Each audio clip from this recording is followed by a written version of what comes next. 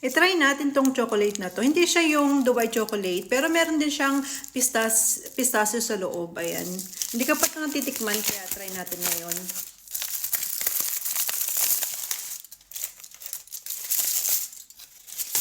Galing siya sa rep. Ayun no. Maano lang siya, manipis lang siya.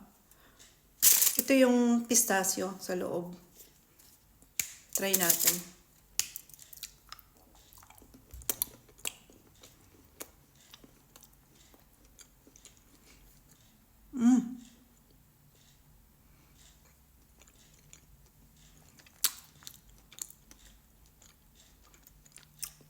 Tamis.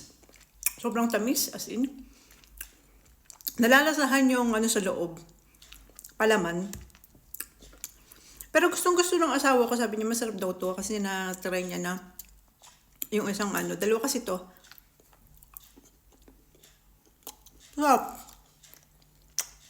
Sarap niya pero sobrang tamis. Ang pinakamatamis sa kanya itong nasa gitna, itong palaman na pistachio. Pero hindi pa ako nakatikman ng Dubai chocolate kaya hindi ko alam kung pareho sila ng lasa.